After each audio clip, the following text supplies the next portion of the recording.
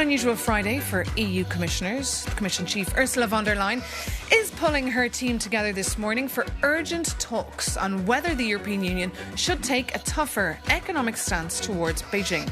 The closed-door discussion is seen as a very first step towards potentially stricter trade measures. For more on these important meetings, I'm joined here in the studio by our very own Gwyn Jones. Good morning, Mared, and just tell us about these discussions and why they're happening now.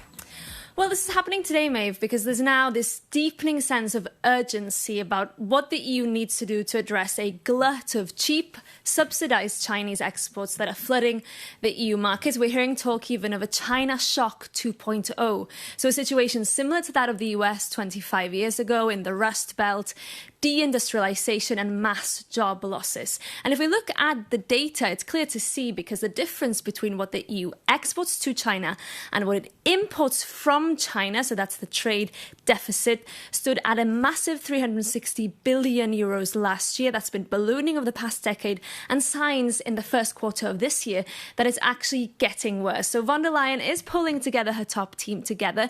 This is a conversation, an initial discussion about how the EU could sharpen its stance, but it is very political and geopolitical, Maeve. I spoke to a diplomat this week who said that China has predatory tactics, that it's willing to weaponize dependencies for geopolitical gain, and with Germany particularly vulnerable. We know Germany lost 120,000 manufacturing jobs last year alone.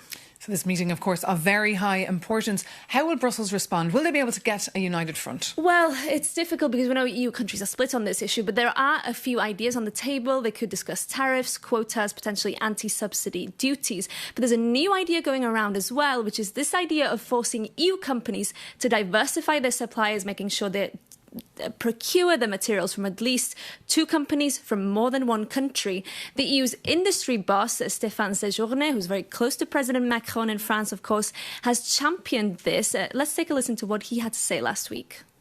Vous ne pouvez pas, aujourd'hui, décemment. You cannot reasonably expect today to source 100% of your raw materials for a given product from a single country, including for the sake of your own business, economic security. De votre entreprise. Now, it's important to note, as I said, EU countries are split. France is pushing for a harsher stance. Germany is much more cautious, wants to avoid a full-blown trade war with Beijing. And finally, Maeve, Beijing is also taking notice of this, saying yesterday that EU is being selective in its interpretation of data, threatening retaliation. So in this discussion, which starts at 9 a.m. this morning, the commissioners, I think, will have to tread a very fine line and expect this conversation to continue when EU leaders gather here in mid-June.